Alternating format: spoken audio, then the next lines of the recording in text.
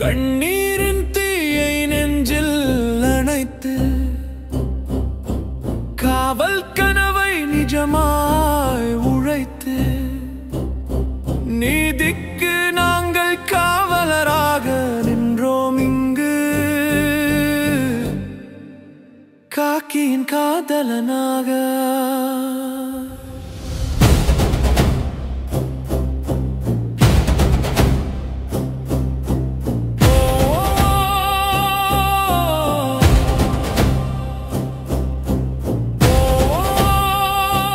அன்பு மாணவ செல்வங்கள் அனைவருக்கும் வணக்கம். காக்கியின் காதலன் காவலர் பயிற்சி மையம் உங்களை அன்புடன் வரவேற்கிறது. தொடர்ச்சியாக 2ஆம் நிலை காவலர் தேர்வுக்கு தயாராகி கொண்டிருக்கக்கூடிய மாணவர்களுக்காக நமது பயிற்சி மையத்தின் சார்பாக 15 இலவச முழுமாதிரி தேர்வுகளை நடத்துறதுக்கு திட்டமிட்டு அதில் 2வது தேர்வை மாணவர்கள் எல்லாருமே எழுதியிருப்பீங்க. எழுதாதவங்க யாராவது இருந்தீங்க அப்படின்னா கீழே டிஸ்கிரிப்ஷனில் கொஸ்டின் பேப்பரோடைய PDF லிங்க் கொடுக்குறோம். எழுதிட்டு வந்து ஆன்சர் கீ செக் பண்ணுறதுக்கும் ரிவிஷனுக்கும் இந்த வீடியோ பதிவை பாருங்கள். சரிங்களா? இந்த கடைசி 10 நாட்கள் அப்படின்னு சொல்லும் பொழுது நீங்கள் எப்படி படிக்கணும் அப்படின்னா, நம்ம உங்களுக்கு கொஷின் பேப்பர்ஸ் கொடுத்துருக்குறோம் இல்லையா? ஒரு 46 கொஷின்ஸு காவல் சிங்கம் கொஷின் கொடுத்துருக்கோம். ப்ளஸ்ஸு 14 மெகா ரிவிஷன் கொஷின்ஸ் கொடுத்துருக்குறோம். ப்ளஸ் வந்து பார்த்திங்கன்னா 30 முழு மாதிரி தேர்வுகள் கொடுத்துருக்குறோம். சரிங்களா? அது இல்லாமல் 3500 கொஸ்டின் இருக்கக்கூடிய கொஸ்டின் பேங்க் கொடுத்துருக்குறோம். இதை மட்டும் இருக்கக்கூடிய 10 நாட்கள் திரும்ப ரிவிஷன் பண்ணுங்கள். இதில் வந்து பார்த்திங்கன்னா ரிப்பீட்டடாக நிறைய கொஸ்டின்ஸ் வரும் இல்லையா? அதெல்லாம் ரொம்ப முக்கியமான கொஸ்டின்ஸ். இதில் நீங்கள் பார்க்கக்கூடிய கொஸ்டின்ஸ் தான் உங்களுக்கு எக்ஸாமில் வரப்போகுது. நீங்கள் பயப்படாமல் தொடர்ச்சியாக படிங்க. எந்த ஒரு முயற்சியை நம்ம செய்யும் பொழுதும் அதில் நம்ம முழு நம்பிக்கையோடு பண்ணும்பொழுது அதில் நம்மளுக்கு வெற்றி கிடைக்கும். பயத்தால் எதையுமே சாதிக்க முடியாது. பயப்படாமல் உங்கள் மேலே நம்பிக்கையோடு நீங்கள் முயற்சி பண்ணுங்கள். கண்டிப்பாக நவம்பர் 9ஆம் தேதி எழுத போகிற எக்ஸாம் உங்களுக்கு வெற்றியாக தான் இருக்க போகுது. சரிங்களா? எல்லாருமே வந்து பார்த்திங்கன்னா ஒரு 65-66 கொஷின்ஸை சூப்பராக போட்டிருப்பீங்க. பயப்படாதீங்க, பயப்படாமல் படிங்க. டைம் வேஸ்ட் பண்ணாமல் திரும்ப ரிவிஷன் பண்ணுங்கள். சரிங்களா? இப்போ நம்ம பார்ட் A பார்க்கலாம். பார்ட் A பார்ட் B ரெண்டுமே நம்ம ஆன்சர் கீ பார்க்க போகிறோம். ரொம்ப ஃபாஸ்ட்டாக நம்ம பார்க்கலாம். ஃபஸ்ட்டு கொஸ்டின் பாருங்கள். எதிர் புவிர் சார்புடைய தாவரத்திற்கு எடுத்துக்காட்டு எதுன்னு சொல்லி கேட்டிருக்காங்க. ரைசோபோரா அப்படின்றது தான் எதிர் புவி சார்புடைய தாவரத்திற்கு எடுத்துக்காட்டு. அடுத்த கொஸ்டின் பொறுத்துக்க வடிவில் கேட்டிருக்காங்க. மின்னூட்டம் அப்படின்னா உங்களுக்கு கூலும் இல்லையா? அடுத்ததான் மின்னழுத்த வேறுபாடுன்னு சொல்லும்போது வோல்ட் இல்லையா? அடுத்தது மின்புலம் அப்படின்னு சொல்லும் பொழுது நியூட்டன் பை கூலும். இது பை வரும் இது நியூட்டன் பை கூலும். அடுத்ததான் மின் தடை அப்படின்னு சொல்லும்போது ஓம் இல்லையா? மின்னோட்டம் அப்படின்னா ஆம்பியர். அப்போ ஆப்ஷன் C தான் சரியான ஆன்சர். அடுத்த கொஸ்டின் ஓசோன் தினம் எப்பொழுது அனுசரிக்கப்படுகிறதுன்னு சொல்லி கேட்டிருக்காங்க. செப்டம்பர் 16 அன்று தான் உங்களுக்கு ஓசோன் தினம் அப்படின்றது அனுசரிக்கப்படுகிறது. அக்டோபர் 16ன்றது உலக உணவு தினம். ஜூன் 5 அப்படின்னு சொல்லும்போது சுற்றுச்சூழல் தினம். ஜூன் 15ன்றது காற்று தினம் இல்லையா? செப்டம்பர் 15ன்றது என்ன தினம்னு தெரிஞ்சவங்க கீழே கமெண்ட் பாக்ஸில் கமெண்ட் பண்ணுங்கள். அடுத்த கொஸ்டின் பாருங்கள். வேதியியல் மாற்றங்களினால் ஏற்படும் வெப்ப ஆற்றலினை அளவிட பயன்படுவது எதுனா பனிக்கட்டி கலோரிமீட்டர். இந்த பனிக்கட்டி கலோரிமீட்டரை கண்டுபிடிச்சவர் யார் அப்படின்னா ஆண்டனி லவாய்சியர். சரிங்களா? அவர் கூட வந்து ஜார்ஜ் சைம் அப்படின்னு ஒருத்தர் கண்டுபிடிச்சிருப்பார் இல்லையா? வெற்றிடக்குடியை கண்டுபிடிச்சது ஜேம்ஸ் திவார். கலோரிமீட்டரை கண்டுபிடிச்சது யார் அப்படின்னு பார்த்தீங்கன்னா பாருங்கள். ஆன்சர் தெரிஞ்சவங்க கீழே கமெண்ட் பாக்ஸில் கமெண்ட் பண்ணுங்கள். அடுத்த கொஸ்டின் நீரியல் உயர்த்தி எந்த விதியை அடிப்படையாக கொண்டு செயல்படுகிறது அப்படின்னு சொல்லி கேட்டிருக்காங்க. பாஸ்கல் விதி. பாஸ்கல் விதியின் அடிப்படையில் தான் நீரியல் உயர்த்தி, நீரியல் அழுத்தி, தடை பிரேக் இது எல்லாமே செயல்படுது. சரிங்களா? அடுத்த கொஸ்டின் பிரித்தெடுப்பவர்களின் நோய் என்று அழைக்கக்கூடியது எதுனா ஆந்த்ராக்ஸ் அப்படின்றது தான் பிரித்தெடுப்பவர்களுடைய நோய் அப்படின்னு சொல்கிறோம். நிலவானது பூமியை சுற்றி வர்றதுக்கு எத்தனை நாட்களை எடுத்துக்கொள்கிறதுன்னு சொல்லி கேட்டிருக்காங்க. 27 நாட்களை எடுத்துக்கொள்கிறது. அப்போ பூமியோடைய ஒரே துணைக்கோள் எதுனா நிலவு. அடுத்த கொஸ்டின் பாருங்கள். தேனி வளர்ப்பில் பொதுவாக பயன்படுத்தப்படும் இந்திய தேனி எது அப்படின்னு சொல்லி கேட்டிருக்காங்க. ஏபிஸ் இண்டிகா அப்படின்றது தான் 9th புக்கில் இருக்கக்கூடிய கொஸ்டின். ரொம்ப இம்பார்ட்டன்ட் இது. அடுத்த கொஸ்டின் பெலாகரா என்பது எந்த வைட்டமின் குறைபாட்டினால் ஏற்படுகிறதுன்னு சொல்லி கேட்டிருக்காங்க. வைட்டமின் B3 குறைபாட்டினால் ஏற்படக்கூடிய நோய் தான் பெலாகரா. சரிங்களா? மறதி நோயின்னு கூட சொல்லுவாங்க. வைட்டமின் C குறைபாட்டினால் ஸ்கர்வி ஏற்படுகிறது. வைட்டமின் B12 குறைபாட்டினால் ஏற்படக்கூடிய நோயோடைய பேர் தெரிஞ்சவங்க கீழே கமெண்ட் பாக்ஸில் கமெண்ட் பண்ணுங்கள். இது எல்லாமே வந்து பார்த்திங்கன்னா உங்களுக்கு 9th புக்கில் இருக்குது. 9th சயின்ஸ் புக்கில் இந்த கொஸ்டின்ஸ்லாம் இருக்குது. ரொம்ப இம்பார்ட்டன்ஸ். சரிங்களா? அடுத்த கொஸ்டின் நேஷனல் ஹெரால்டு என்ற பத்திரிகையின் ஆசிரியர் யாருன்னு சொல்லி கேட்டிருக்காங்க. ஜிஎஸ்லேருந்து இந்த கொஸ்டின் கேட்டிருக்காங்க. ஜவஹர்லால் நேரு தான் நேஷனல் ஹெரால்டு அப்படின்ற பத்திரிகையை வந்து நடத்தியிருப்பார். அடுத்த क्वेश्चन சென்னை வாசிகள் சங்கம் தோற்றுவிக்கப்பட்ட ஆண்டு எதுன்னு சொல்லி கேட்டிருக்காங்க 1852ல தான் சென்னை வாசிகள் சங்கம் அப்படிங்கற சங்கம் வந்து தோற்றுவிக்கப்படும் சரிங்களா இது 10th bookல இருந்து உங்களுக்கு கேட்டிருக்காங்க ரொம்ப இம்பார்ட்டன்ட்டான क्वेश्चन அடுத்த கொஸ்டின் பாருங்கள், இந்திய ரிசர்வ் வங்கி நாட்டுடைமையாக்கப்பட்ட ஆண்டு 1949 தான் நாட்டுடைமையாக்கப்படும். அப்போ இந்திய ரிசர்வ் வங்கி 1935 ஏற்படுத்தப்படும், 1949 நாட்டுடைமையாக்கப்படும். அப்போ நாட்டில் இருக்கக்கூடிய அனைத்து வங்கிகளும் எப்பொழுது நாட்டுடைமையாக்கப்பட்டதுன்றது உங்களுக்கான கொஸ்டின். தெரிஞ்சவங்க கீழே கமெண்ட் பாக்ஸில் கமெண்ட் பண்ணுங்கள். அடுத்த கொஸ்டின், மாநிலத்தின் தலைமை நிர்வாகி யார் அப்படின்னு சொல்லி கேட்டிருக்காங்க. அப்போ தலைமை நிர்வாகின்னு கேட்டாலே நீங்கள் முதலமைச்சர் தான் சொல்லணும். நிர்வாக தலைவர் யாருன்னு கேட்டாங்கன்னா ஆளுநரை சொல்லணும். சரிங்களா? அடுத்த கொஸ்டின், கீழ்கண்ட கூற்றுகளை ஆராய்கன்னு சொல்லியிருக்காங்க. முதல் கூற்று, பிற்கால சோழ வம்சத்தை தோற்றுவித்தவர் விஜயாலய சோழன்னு சொல்லியிருக்காங்க. இது சரியான்னு கேட்டிங்கன்னா இது சரியான ஒரு கூற்று தான். அடுத்த கூற்று பாருங்கள், மும்முடி சோழன் சிவபாத சேகரன் என்று அழைக்கப்படுபவர் ராஜராஜ சோழன்னு சொல்லியிருக்காங்க. இதுவுமே சரிதான். சரிங்களா? தஞ்சாவூரில் மிகப்பெரிய பிரகதீஸ்வரர் கோவிலை கட்டியவர், தஞ்சை பெரிய கோவிலை கட்டியவர். சரிங்களா? தட்சிணமேருன்னு சொல்லக்கூடிய கோவிலை கட்டியவர் யாருன்னா ராஜராஜ சோழன். இவர் மும்முடி சோழன். சிவபாத சேகரன், சிவனுடைய பாதத்தை தலையில் தாங்கி சேவை செய்பவன் சொல்லி அழைக்கக்கூடியவரும் இவர் தான். சரிங்களா? உங்களுக்கான கொஸ்டின் என்னென்னா, கடல் கடந்து, சரிங்களா, கடல் படையில் சிறந்து இருந்து கடல் கடந்து வெற்றி பெற்றவர் யார் அப்படின்றது தான் உங்களுக்கான கொஸ்டின். சரிங்களா? இவரை என்னென்னு சொல்லுவாங்கன்னா கடாரம் கொண்டான், கங்கை கொண்டான் என்றெல்லாம் அழைப்பாங்க. அது யாருன்னு தெரிஞ்சிங்கன்னா கீழே கமெண்ட் பாக்ஸில் கமெண்ட் பண்ணுங்கள். அடுத்த கொஸ்டின் பாருங்கள், சரியாக பொருந்தாத இணையை தேர்ந்தெடுங்க அப்படின்னு சொல்லியிருக்காங்க. அப்போ பாருங்கள், மதுரா விஜயம்ன்றதை கங்காதேவி எழுதுகிறாங்க இல்லையா? மதுரை சுல்தானியத்திற்கு முற்றுப்புள்ளி வைத்து குமார கம்பன்னா வெற்றி பெறாரு, அதை பற்றி சொல்லக்கூடியது தான் அந்த மதுரா விஜயம் அப்படின்ற புத்தகம். கங்காதேவி எழுதுகிறாங்க, இது சரிதான். பிருத்திவிராச ராசோ அப்படின்ற நூலை எழுதுனது சந்து பார்த்தை. ஆமுக்த மால்யுதா அப்படின்ற புத்தகத்தை கிருஷ்ணதேவராயர் எழுதியிருப்பார். இது மட்டும் இல்லாமல் ஜாம்பவதி கல்யாணம்ன்ற புத்தகத்தையுமே எழுதியிருப்பார், நாடக நூலையுமே எழுதியிருப்பார் சமஸ்கிருதத்தில். இது எல்லாமே சரிதான். அப்போ அயனி அக்பரி அப்படின்றத எழுதுனது யார் அப்படின்னா அபுல் பாசல் எழுதியிருப்பார். அப்போ அக்பர்னு சொல்லி கொடுத்துருக்குறாங்க. இதுதான் தவறானது. நீங்கள் எத்தனை கொஸ்டின் சரியாக ஆன்சர் பண்ணுறீங்கன்றதை மறக்காமல் கீழே கமெண்ட் பாக்ஸில் கமெண்ட் பண்ணுங்கள். அடுத்த கொஸ்டின், மைசூரின் புலி என்று அழைக்கப்படுபவர் யாருன்னா திப்பு சுல்தான். அப்போ திப்பு சுல்தானுடைய மூத்த மகன் தான் பதே ஹைதர். இவர் தான் வேலூர் புரட்சியின் போது 1806 வேலூர் கோட்டையில் புரட்சி நடக்கும். வேலூர் புரட்சின்னு சொல்லுவாங்க. அந்த புரட்சி அப்போது கலகக்காரர் யாரை மன்னராக அறிவிக்கிறாங்கன்னா பதே ஹைதர் தான் மன்னராக அறிவிக்கிறாங்க. சரிங்களா? அடுத்த கொஸ்டின் பாருங்கள், 2ஆம் சங்ககாலத்தில் எழுதப்பட்டு 3ஆம் சங்ககாலத்தில் பின்பற்றப்பட்ட இலக்கண நூல் எதுன்னு சொல்லி கேட்டிருக்காங்க. சரிங்களா? தொல்காப்பியம் அப்படின்றது தான். அப்போ தமிழில் மிக பழமையான இலக்கண நூல் எதுன்னு கேட்டிங்கனாலும் தொல்காப்பியம் தான். அடுத்த கொஸ்டின் பாருங்கள், அரசியலமைப்பின் அங்கீகரிக்கப்பட்ட மொழிகள் எந்த அட்டவணையில் இருக்குதுன்னு சொல்கிறாங்க. அப்போ அரசியலமைப்பில் அங்கீகரிக்கப்பட்ட மொழிகளோட எண்ணிக்கைன்னு கேட்டாங்கன்னா 22. இது எந்த அட்டவணையில் இருக்குன்னா 8வது அட்டவணையில் இருக்குது. அடுத்த கொஸ்டின், ஹெரப்பா என்ற சிந்தி மொழி சொல்லுடைய பொருள் என்ன அப்படின்னு சொல்லி கேட்டிருக்காங்க. அப்போ புதையுண்ட நகரம் அப்படின்றது தான் ஹெரப்பா அப்படின்ற சிந்தி மொழி சொல்லுடைய பொருள் இல்லையா? இறந்தவர்களின் மேடுன்னு சொல்லி அழைக்கக்கூடியது எதுனா மொஹஞ்சதாரோ இறந்தவர்களின் மேடு அப்படின்னு சொல்லி அழைப்பாங்க. எக்ஸாம் பாயிண்ட் ஆஃப் வியூ ரொம்ப முக்கியமான கொஸ்டின் இதெல்லாம்.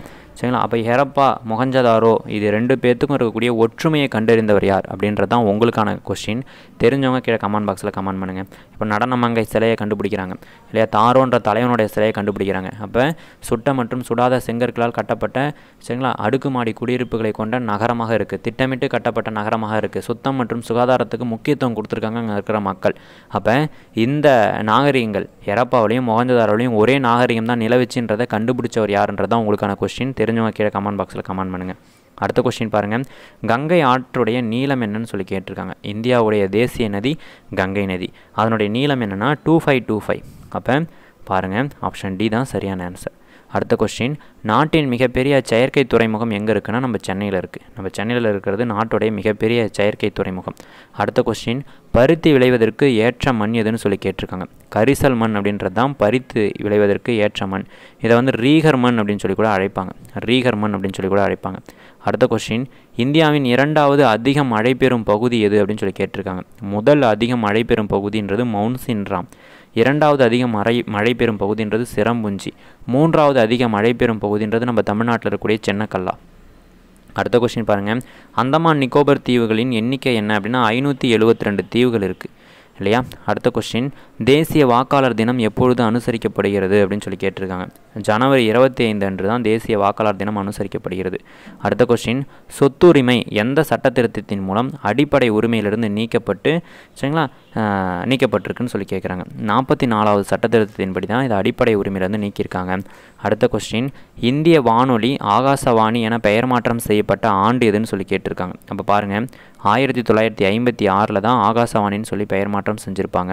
அடுத்த கொஸ்டின், அதிகபட்சம் எத்தனை ரூபாய் நோட்டுகளை அச்சடிக்க இந்திய இந்திய ரிசர்வ் வங்கிக்கு அதிகாரம் உள்ளதுன்னா 10,000 ரூபாய் வரைக்கும் அச்சடிக்கலாம். சரிங்களா? அடுத்த கொஸ்டின், மாலத்தீவின் அதிபராக தற்பொழுது தேர்வு செய்யப்பட்டவர் யார் அப்படின்னா முகமது மூயிஸ் அப்படின்றவர் தான் தற்போது வந்து திரும்பவும் மாலத்தீவுடைய அதிபராக தேர்வு செஞ்சுருக்காங்க.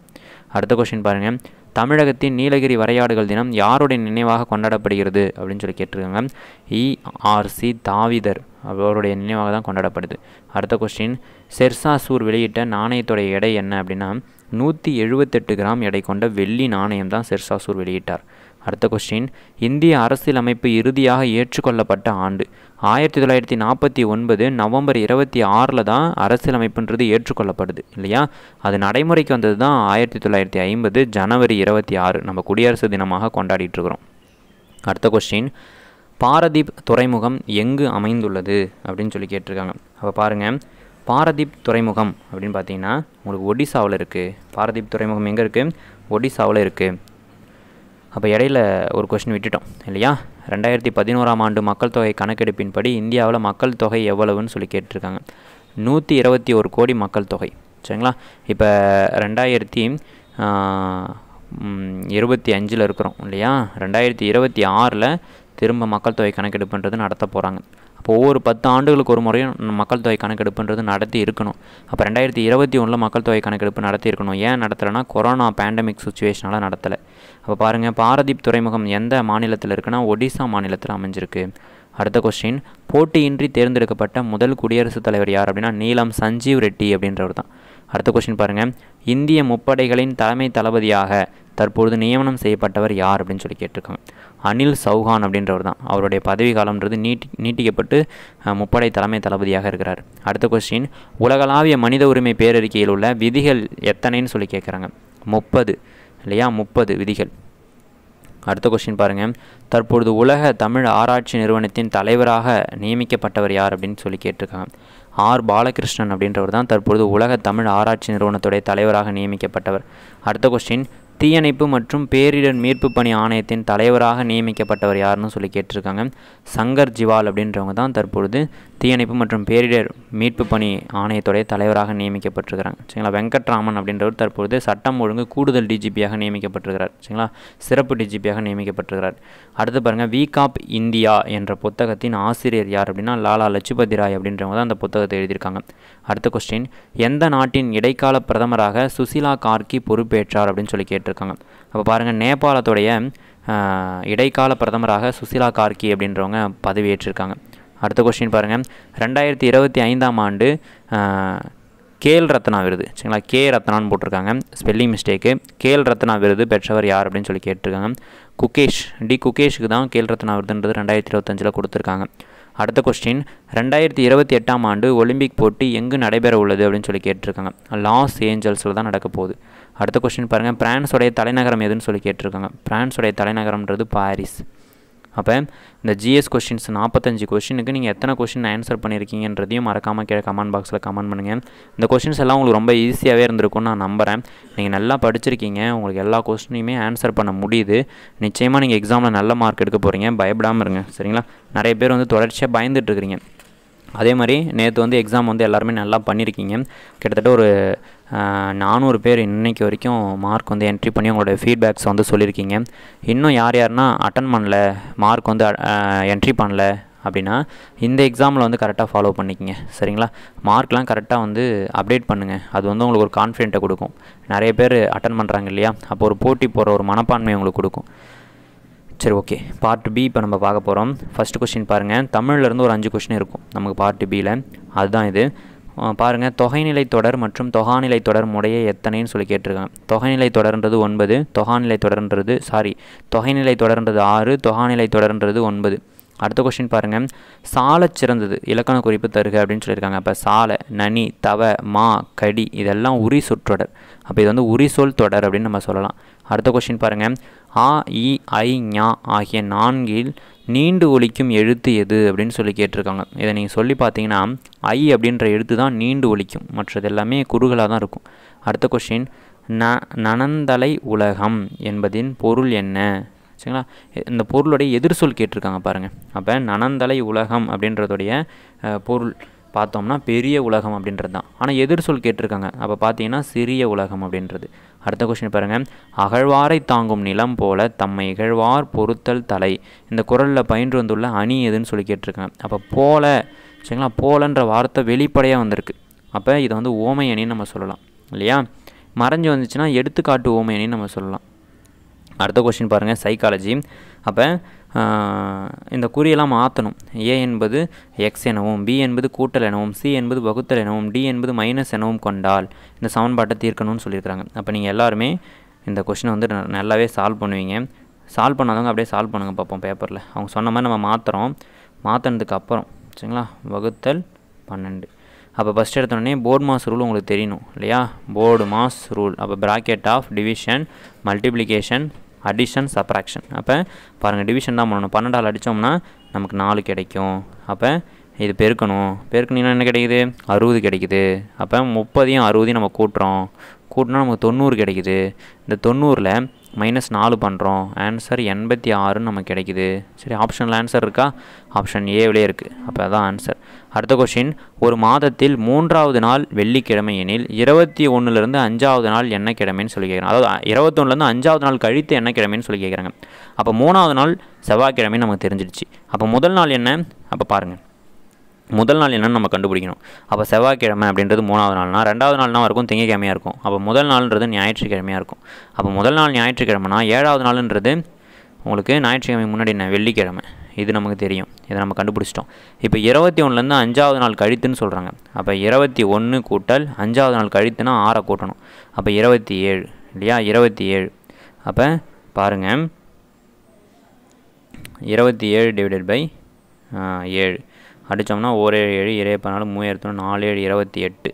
அப்போ மீதி எதுவுமே நமக்கு கிடைக்கல இல்லையா. அப்போ கழித்து என்ன கிழமைன்னு சொல்லி கேட்குறாங்க. அப்போ பாருங்கள், 4 7 28. அப்போ 28ன்னு சொல்லும்போது 28வது நாள் என்னவாக இருக்கும், வெள்ளியாக இருக்கும். அப்போ 28க்கு முன்னாடி நாள் வியாழன். அப்போ 27வது நாள் தான் நம்ம கேட்குறாங்க. அப்போ வியாழன்றது தான் சரியான ஆன்சர். அடுத்த கொஸ்டின், ஒரு புத்தகத்தின் விலை 30% குறைக்கப்பட்டு சில நாட்களுக்கு பிறகு 30% உயர்த்தப்பட்டது எனில் இறுதியாக எவ்வளவு சதவீதம் குறைக்கப்படும்னு சொல்லி கேட்குறாங்க. ஒன்றுமே இல்லை, சிம்பிள் தான். இப்போ 30% குறைக்கப்படுதுன்னு சொல்கிறாங்களா. அப்போ பாருங்களேன், புக்கோடைய விலை வந்து நான் 100 எடுத்துக்கிறேன். அப்போ இதை வந்து நம்ம 100% எடுத்துக்கிறாமா. 30% குறைக்கப்படுதுன்னு சொல்கிறாங்க.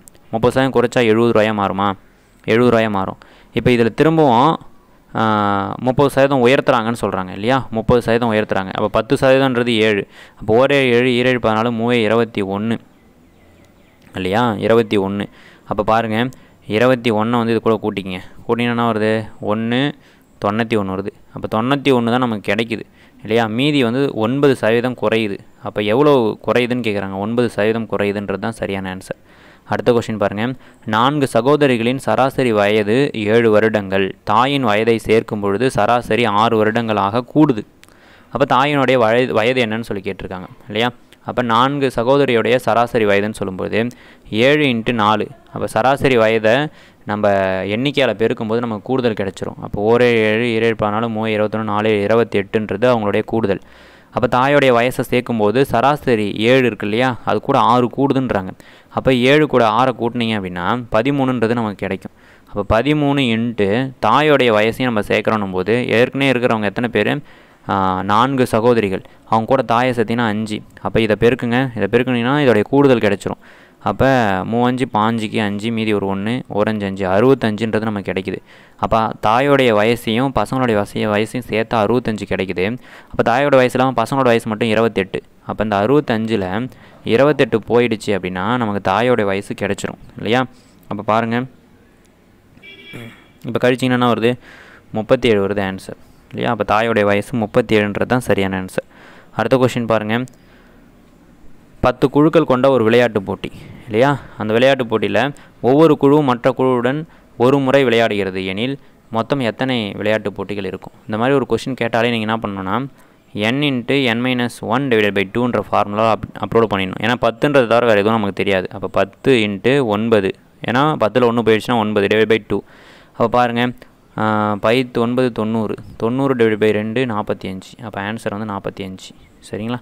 அடுத்த கொஸ்டின், 600 பேர் கொண்ட ஒரு கிராமத்தில் ஒவ்வொரு 24 மக்களுக்கும் ஒரு தலைவன் உள்ளார் எனில் மொத்தம் எத்தனை தலைவர்கள் இருப்பார்கள்னு சொல்லி கேட்குறாங்க. அப்போ 600 பேர் இருக்கிறாங்க. அப்போ 24 மக்களுக்கு ஒரு தலைவன். அப்போ 24 மக்கள் கூட்டல் ஒரு தலைவன். அப்போ பார்த்தீங்கன்னா 24 மக்கள் கூட்டல் ஒரு தலைவன். அப்போ மொத்தம் 25 பேர். 25 பேராக நம்ம பிரிக்கிறோம். அப்போ 600 டிவைடட் பை 25ன்னு சொல்லி அடிச்சிங்கன்னா உங்களுக்கு ஆன்சர் வந்து பாருங்கள் 600 டிவைட் பை 25 அடிங்க. அடிச்சிங்கன்னா 25 25 அடிச்சிங்கன்னா 120. திரும்ப ஓரஞ்சு 5 ஈரஞ்சு 10 மீதி ஒரு 2 4 5 20. அப்போ 24 தலைவர்கள் இருப்பாங்க. அடுத்த கொஸ்டின் பாருங்கள். ராம் என்பவர் ரூபாய் 7500க்கு 4% கூட்டு வட்டி வீதத்தில் 2 வருடங்கள் முடிவில் அவர் பெறும் மொத்த தொகை என்னன்னு சொல்லி கேட்டிருக்காங்க. இதை நம்ம என்ன பண்ணலாம், கூட்டு வட்டினா என்ன, வட்டிக்கு வட்டி கண்டுபிடிக்கிறது தான் கூட்டு வட்டி. அப்போ 7500 அப்படின்னு சொல்லும்பொழுது இதுக்கு ஒரு வருஷத்துக்கு ஃபஸ்ட்டு தனி வட்டி கண்டுபிடிக்கிறோம் அப்படின்னா 1%ன்றது 75. அப்போ 75 × 4 அப்படின்னு நம்ம போடும்பொழுது நமக்கு 75 × 4 அப்படின்னு நம்ம போட்டோம்னா நமக்கு வட்டி என்ன கிடைக்குதுன்னா 300 கிடைக்குது இல்லையா. அப்போ பாருங்கள், இந்த 300 போய்ட்டு நம்ம அசல் கூட கூட்டினீங்கன்னா 7800 கிடைக்குது. இந்த 7800 4% நம்ம வட்டி கண்டுபிடிக்கிறோம். அப்போ பாருங்கள், இதில் என்ன வருது, 312ன்னு வருது. இப்போ இந்த 312 திரும்ப இதில் கூட்டணும். 7800ல் 312 கூட்டுறீங்க. கூட்டினீங்கன்னா 11 8112ன்னு வருது. சரிங்களா, 8112 ரூபாய் அப்படின்றது தான் ஆன்சர். அடுத்த கொஸ்டின் பாருங்களேன். பூமி, கடல், சூரியன் இவற்றை விளக்கும் வெண்படம் எதுன்னு சொல்லி கேட்டிருக்காங்க. அப்போ பாருங்கள், சூரிய குடும்பம்னு சொல்லிட்டா சூரிய குடும்பத்தில் பூமி இருக்கும், பூமிக்குள்ளார கடல் இருக்குன்னு சொல்லிடலாம். ஆனால் அவங்க சொல்லியிருக்கிறது சூரியன்னு சொல்கிறாங்க. சூரியன்றது பூமியை விட்டு வெளியில் தான் இருக்குது. அப்போ சூரியன், பூமிக்குள்ளார தான் கடல் இருக்குது. அப்போ ஆப்ஷன் ஏ தான் சரியான ஆன்சர். அடுத்த கொஸ்டின் பாருங்கள். கீழே கேள்வி குறியிடப்பட்டுள்ள படத்தில் வர வேண்டிய சரியான படத்தை வந்து தேர்வு செய்யுங்க அப்படின்னு சொல்கிறாங்க. அப்போ பாருங்கள், இந்த படம் இப்படி மாறி இருக்கு இல்லையா, அந்த படம் இப்படி மாறி இருக்கு பாருங்கள். முதல் படம் இரண்டாவது படமாக மாறி இருக்கு. மூன்றாவது படம் எப்படி வந்து இது மாறும் அப்படின்னு சொல்லி தான் கேட்குறாங்க இல்லையா. இப்போ பாருங்கள், முதல் படம் இப்படி நேராக இருக்கா, அப்படியே தலைகீழ மாறி இருக்கு. அதே மாதிரி தான் இதுவும் சைடில் இருக்குது உள்ளார வருது. அப்போ இதுக்கு பாருங்கள், இது கூட பொருந்துறது எது அப்படின்னு சொல்லி பார்த்தீங்கன்னா இப்படி இருக்கிறது இப்படி மாறணும். அப்போ இந்த மாதிரி இருக்கிறது ஆன்சரில் எதுன்னு சொல்லி பார்த்தீங்கன்னா இது கிடையாது, இதுவும் கிடையாது. அப்போ இந்த 3ல் ஏதோ ஒன்று ஆன்சர். அப்போ இந்த சைடில் இருக்கிறது இங்கே ஓரம் போகணும். அப்போ ஆப்ஷன் இந்த 3ஆவதாக இருக்கிறது தான் ஆன்சர் ஐயா. அடுத்த கொஸ்டின் பாருங்கள். ஒரு வரிசையில் உள்ள பெண்களில் ஷில்பா இடது பக்கத்துலேருந்து 8வது இடம், கீதா வலது பக்கத்துலேருந்து 17வது இடத்துல இருக்கிறாங்க. இருவரும் தங்களுடைய இடத்த வந்து மாற்றிக்கிறாங்க. பாருங்கள், ஒரு வரிசை இருக்குது. அதில் ஷில்பா அப்படின்றவங்க 8வது இடத்துலையும் கீதா அப்படின்றவங்க 17வது இடத்துலையும் இருக்காங்க. 2 பேரும் இடத்த மாற்றிக்கிறாங்க. அப்படி இடத்த மாற்றிக்கிட்டாங்கன்னா இடதுபுறத்துலேருந்து ஷில்பா வந்து 14ஆவதாக இருக்காங்க. அப்போ பாருங்கள், இடதுபுறத்துலேருந்து 14ஆவதாக இருக்காங்க, வலதுபுறத்துலேருந்து 17ஆவதாக இருக்காங்க. அப்போ 14 17 கூட்டுங்க, 10 11 மீதி ஒரு 1 31 பேர் அப்படின்னு சொல்லிட்டு கரெக்டாக வருது. இந்த 31 பேரில் 1 வந்து நம்ம கழிக்கிறோம். ஏன்னா நம்ம ஷில்பாவே வந்து 2 டைம் கூட்டியிருக்கிறோம்ல, அது கழிச்சுனா 30ன்றது தான் ஆன்சர் இல்லையா. அடுத்த கொஸ்டின் பாருங்கள். ஒரு சங்கீத மொழியில் அழுகை அப்படின்றத நம்ம சிரிப்புன்னு சொல்கிறோம். சிரிப்பு என்பதை கோபம் என்றும், கோபம் என்பதை பொறாமை என்றும், பொறாமை என்பதை போட்டி எனவும் குறிக்கப்பட்டால் நகைச்சுவை என்பது எதனுடன் தொடர்புடையதுன்னு சொல்கிறாங்க. நகைச்சுவைனா சிரிப்பு தான் வரும். அப்போ சிரிப்பு வந்து நம்ம கோபம்னு சொல்லிட்டோம். அப்போ கோபத்து கூட தொடர்புடையது. அவ்வளோதான் ஆன்சர். ரொம்ப சிம்பிள். இந்த தலைப்பு தான் உங்களுக்கு நல்லாவே தெரிஞ்சிருக்கும். அடுத்த கொஸ்டின் பாருங்கள். அடுத்து வரும் எண் எதுன்னு சொல்லி கேட்டிருக்காங்க. இப்போ பாருங்கள், அடுத்து வர எண் இப்போ 4 கொடுத்துருக்காங்க, 5 கொடுத்துருக்காங்க, 9 கொடுத்துருக்காங்க, 18 கொடுத்துருக்காங்க, 34 கொடுத்துருக்காங்க. அடுத்து என்னன்னு சொல்லி கேட்குறாங்க. இதெல்லாம் வந்து பார்த்திங்கன்னா சிம்பிளாக தான் க்ரோத் ஆகிட்டு போயிட்டுருக்கு. அப்போ டிஃப்ரென்ஸ் ஆஃப் டிஃப்ரெண்ட் நம்ம எடுக்கிறோம். அப்போ 4ல் 1 போயிடுச்சுன்னா, 4ல் 5 போயிடுச்சுனாக்கா 1, அதாவது 5ல் 4 போயிடும். 9ல் 5 போயிடுச்சுனாக்கா என்ன வருது உங்களுக்கு, 3 வருது, 4 வருது இல்லையா, 4 வருது. அதுமாதிரி 18ல் 9 போயிடுச்சுன்னா 9 வரும். அதே மாதிரி பாருங்கள், 34ல் 18 போயிடுச்சு அப்படின்னா உங்களுக்கு 16 கிடைக்கும். சரியா. அடுத்து நம்ம இதை பாருங்களேன். இந்த 1 4 9 16 இதெல்லாம் பாருங்கள். 1 கியூபு 1 தான், 2 கியூபு 2 ஸ்கொயர் இல்லையா, 1 ஸ்கொயர். அப்போ 2 2 4, அது 3 9, 9 16, 5 5 25. அப்போ 34 கூட 25 கூட்டிங்கன்னா ஆன்சர் கிடைக்குதான்னு பாருங்கள். 34 கூட 25 கூட்டுங்க, கூட்டினா 9 59 ஆப்ஷனில் இருக்கா, இருக்குது, அதான் ஆன்சர். அடுத்த கொஸ்டின் பாருங்கள். ஒரு வேலையை ராம் வந்து 18 நாட்களில் செஞ்சு முடிக்கிறாரு. ஒரு வேலையை ராம் எத்தனை நாளில் செய்கிறாரு, 18 நாளில் செஞ்சு முடிக்கிறார். இப்போ பாருங்கள், ராம் 18 நாளில் செய்கிறார், விஜய்ன்றவர் 15 நாளில் செய்கிறார். இப்போ என்ன சொல்கிறாங்கன்னா விஜய் வந்து 10 நாளில் வேலை செஞ்சு முடிச்சுட்டு போயிடறாரு. மீதி இருக்கிற வேலையை ராம் எத்தனை நாளில் செய்வார்னு கேட்டிருக்காங்க. ரொம்ப சிம்பிளான ஒரு கொஸ்டின் இது. அப்போ பாருங்களேன், கொஞ்சம் யோசிச்சிங்கன்னா போட்டுடலாம். இந்த 18க்கும் 15க்கும் எல்சிஎம் எடுங்க. எடுத்திங்கன்னா அது 1 3 3 5 3 5 6 3 18. அப்போ 5 3 5. அப்போ இதுக்கு வந்து எல்சிஎம் எடுக்க முடியாது. அப்போ 6 5 30 30 3 90 இல்லையா? 90ன்றதை நான் பொதுவாக வச்சுக்கிறேன். பாருங்கள், 90ன்றதை நான் கீழே வந்து பொதுவாக வச்சுக்கிறேன். இந்த 18ல் 90 எத்தனை முறை அடங்குதுன்னு பாருங்கள். அப்போ எத்தனை முறை அடங்கும்? 5 முறை அடங்கும். கூட்டல் 15ன்றது எத்தனை முறை அடங்கும்? 6 முறை அடங்கும். இப்போ ராம் வந்து ஒரு நாள் செய்யக்கூடிய வேலைன்றது 5, விஜய் வந்து ஒரு நாள் செய்யக்கூடிய வேலைன்றது 6. இப்போ என்ன சொல்கிறாங்கன்னா விஜய் 10 நாள் வேலை செஞ்சுருக்காருன்னு சொல்கிறாங்க. அப்போ 6 × 10 60ன்றது கிடைக்குது. 60 வேலையை அவர் செஞ்சுருக்கிறாரு. அப்போ 90ல் 60 போயிடுச்சுன்னா மீதி 30 இருக்கும். இந்த 30 வேலையை ராம் வந்து எத்தனை நாளில் செய்வார்னு பார்க்கணும். விஜய் வந்து 60 வேலையை செஞ்சுட்டு போயிடுறாரு 90 வேலையில். அப்போ பாருங்கள், இப்போ இந்த விஜய் மட்டும் வேலை செய்கிறார், மீதி இருக்கிற வேலையை விஜய் மட்டும் செய்கிறார். அப்போ அந்த 30 / 5 அடிச்சிங்கன்னா 6 5 30. அப்போ 6 நாளில் செஞ்சு முடிப்பாருன்றது தான் ஆன்சர். புரியுதா உங்களுக்கு? அடுத்த கொஸ்டின் பாருங்கள். பை சார்ட் கொடுத்துருக்காங்க. பை சார்ட்னாலே உங்களுக்கு ரொம்ப சுலபம் தான்ப்பா. இதெல்லாம் ஈஸியாக மார்க் எடுத்துடலாம். பை சார்ட்டில் ஃபஸ்ட்டு கொஸ்டின் பாருங்கள். 2010ஆம் ஆண்டு டிஎன்யூஎஸ்ஆர்பி தேர்வுக்கு விண்ணப்பித்தவர்களை விட 2030ஆம் ஆண்டு தேர்வுக்கு விண்ணப்பித்தவர்கள் எத்தனை சதவீதம் அதிகம்னு சொல்லி கேட்டிருக்காங்க. எப்பயுமே பாருங்கள், வருஷம் காம்படிட்டிவ் எக்ஸாமுக்கான போட்டின்றது அதிகரிச்சுட்டு தான் இருக்குது இல்லையா? அப்போ 2010ல் விண்ணப்பித்தவங்களுடைய எண்ணிக்கையை விட 2030ல் அதிகமாக தான் விண்ணப்பிச்சிருக்காங்க. அந்த பை சார்ட்லேயும் அதான் காமிச்சிருக்காங்க. அப்போ இதுக்கான சதவீதம் எப்படி அதிகரிக்குதுன்னு நம்ம பாருங்கள். 2010ல் ஒரு 5.5 லட்சம் பேர் விண்ணப்பிக்கிறாங்க அப்படின்னா 2030ல் 7.5 லட்சம் பேர் விண்ணப்பிக்கிறாங்க. அப்போ டிஃப்ரெண்ட் வந்து பார்த்திங்கன்னா 2 லட்சம் பேர். அப்போ இதுக்கான பர்சன்டேஜ் நம்ம பார்க்கும்பொழுது 35% அப்படின்றது நமக்கு ஆன்சராக கிடைக்கும். அடுத்த கொஸ்டின் பாருங்கள். 1990ஆம் ஆண்டு டிஎன்பிசி தேர்வுக்கு விண்ணப்பித்தவர்களுக்கும் 2030ஆம் ஆண்டு டிஎன்பிசி தேர்வுக்கு விண்ணப்பித்தவர்களுக்கும் உள்ள விகிதம் என்னன்னு சொல்லி கேட்டிருக்காங்க. அப்போ 1990ஆம் ஆண்டு டிஎன்பிசிக்கு 1.5 லட்சம் பேர் விண்ணப்பிச்சிருக்காங்க. அதுவே 2030ல் வந்து பார்த்திங்கன்னா டிஎன்பிசிக்கு எவ்வளோ பேர் விண்ணப்பிச்சிருக்காங்கன்னா 5.5 லட்சம் பேர் விண்ணப்பிச்சிருக்காங்க இல்லையா? அப்போ 1.5 லட்சம் பேர் 5.5 லட்சம் பேர். இதுக்கு இடையில் இருக்கக்கூடிய அந்த விகிதம் அப்படின்னு சொல்லும்போது 3:1 விகிதத்தில் இருக்குது. சரிங்களா? அடுத்த கொஸ்டின் பாருங்கள். டிஎன்பிசி அப்படின்றத 21 16 19 23 8 என்றால் டிஎன்யூஎஸ்ஆர்பியை எப்படி நம்ம சொல்லலாம்னு சொல்லியிருக்காங்க. இது ரொம்ப ஈஸி தான். நீங்கள் ஏபிசிடியை வந்து எழுதணும். 1லேருந்து 13 வரைக்கும் இப்படி எழுதுவீங்க. இங்கே 14லேருந்து 26 வரைக்கும் எழுதுவீங்க. இந்த மாதிரி எழுதிட்டீங்க அப்படின்னா இந்த டி அப்படின்ற வார்த்தை எத்தனாவது வார்த்தையாக இருக்குன்னு பாருங்கள். 20வது வார்த்தையாக இருக்குது. அது கூட 1 கூட்டிக்கிட்டிங்கன்னா 21 நமக்கு கிடைக்கும் இல்லையா? 21 கிடைக்கும். அதே போல் என் அப்படின்ற வார்த்தை எத்தனாவது வார்த்தையாக இருக்குன்னு பாருங்கள். 14வது வார்த்தையாக இருக்குது. அது கூட 2 கூட்டுங்க. கூட்டினீங்கன்னா 16ன்றது கிடைக்குது. அடுத்ததா பீன்ற வார்த்தை எத்தனாவது வார்த்தைன்னு பாருங்கள். 16வது வார்த்தை. அது கூட 3 கூட்டுங்க. 19 கிடைக்குது.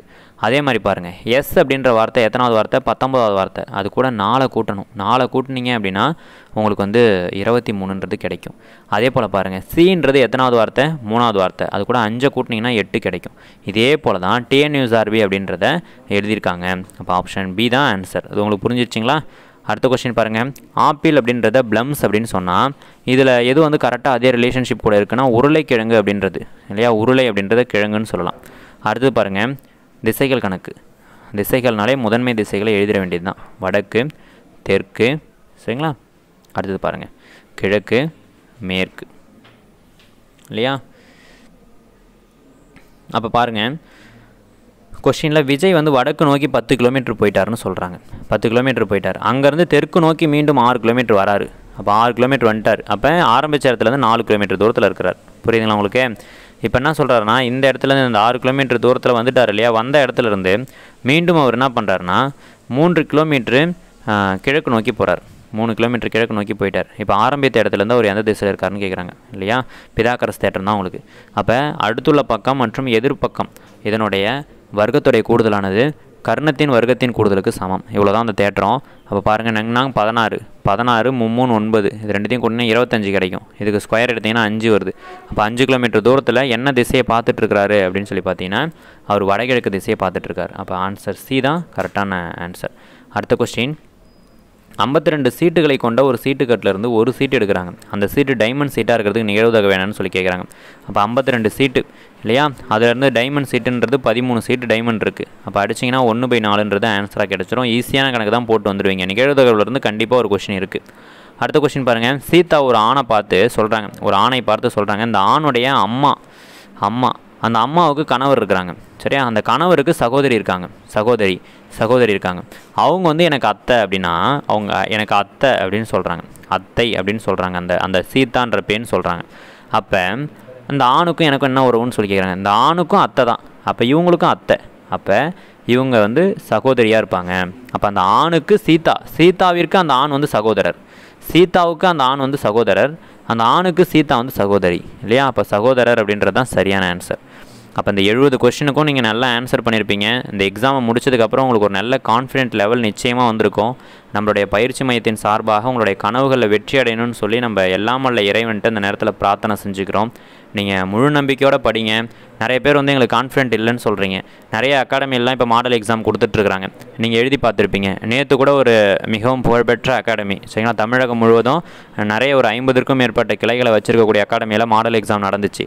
நிறைய பேர் ஃபோன் பண்ணி அழுவ செஞ்சிங்க, சார் எனக்கு மார்க்கே வரல சார், நான் ரொம்ப நல்லா படிச்சிருக்கேன், ஆனால் அந்த கொஷின்ஸ்லாம் ரொம்ப கஷ்டமாக இருந்துச்சு, அப்போ நான் அந்த எக்ஸாமில் ஃபெயில் ஆகிடுவேனா சார் அப்படின்னு சொல்லி என்கிட்ட வந்து கேட்டீங்க. நிச்சயமாக வந்து நீங்கள் பாஸ் பண்ண தான் போகிறீங்க. உங்களுடைய கான்ஃபிடென்ட் ரொம்ப முக்கியம். ஒரு செயலை நம்ம செய்யும் பொழுது தன்னம்பிக்கை அப்படின்றது ரொம்ப ரொம்ப முக்கியம். அந்த தன்னம்பிக்கை இருந்துச்சுன்னா எவ்வளோ பெரிய செயலாக இருந்தாலும் அதை நம்ம ரொம்ப சுலபமாக செஞ்சிட முடியும். அந்த வகையில் இந்த நேரத்தில் உங்களுடைய தன்னம்பிக்கையை பாதிக்கிற எந்த ஒரு விஷயத்தையும் நீங்கள் செய்யாதீங்க சரிங்களா. நம்மளுடைய கொஷின் பேப்பர்ஸை நீங்கள் போட்டு பார்க்குறீங்களா, உங்களுக்கு ஒரு 65 கொஷின்ஸு ஆன்சர் கரெக்டாக வருது, இல்லை ஒரு 66 கொஷின் வருது அப்படின்னா நீங்கள் நிச்சயமாக 70க்கு 70 எடுக்கிறது கூட எலிஜிபிள் தான். ஸோ இந்த கான்ஃபிடென்ட்டோடு நீங்கள் எக்ஸாம் வந்து அணுகுங்க சரி. நம்ம கொடுக்குற கொஷின் பேப்பர்ஸை மட்டும் ப்ராக்டிஸ் பண்ணுங்கள், இதுவே உங்களுக்கு போதும். நிறைய கொஷின்ஸ் வந்து டைரெக்டாக நம்ம கொஷின் பேப்பர்லேருந்தே நீங்கள் வந்து எக்ஸாம் ஹாலில் பார்க்கலாம் சரிங்களா. தொடர்ச்சியாக முழு நம்பிக்கையோடு படிங்க. உங்களுடைய தன்னம்பிக்கை தான் உங்களை வந்து வெற்றியாளர்களாக மாற்ற போகுது சரிங்களா. என்னுடைய முயற்சியோ உங்களுடைய முயற்சியோ கிடையாது. நீங்கள் வந்து தன்னம்பிக்கையோடு இருந்தீங்கன்னா தான் நீங்கள் ஒரு வெற்றியாளர்களாக மாற முடியும். நீங்கள் வந்து ஒரு போலீஸ் அதிகாரியாகவும் மாற முடியும் சரிங்களா. உங்களுடைய கனவுகள் எல்லாமே நிஜமாக மாறப்போகிற காலம்ன்றது ரொம்ப தூரத்தில் இல்லை, ரொம்ப சீக்கிரமாகவே வந்துடுச்சு. சந்தோஷமாக இருங்க, பயப்படாதீங்க, தொடர்ச்சியாக படிச்சுட்டு மட்டும் இருங்க. நம்மளுடைய கொஸ்டின் பேப்பர்ஸை மட்டும் ப்ராக்டிஸ் பண்ணுங்கள், நிச்சயமாக ஜெயிச்சிடலாம். அனைவருக்கும் உங்களுடைய கனவுகளில் வெற்றி அடைகிறதுக்கு நமது பயிற்சி மையத்தின் சார்பாக வாழ்த்துக்களை தெரிவித்துக் கொள்கிறோம்.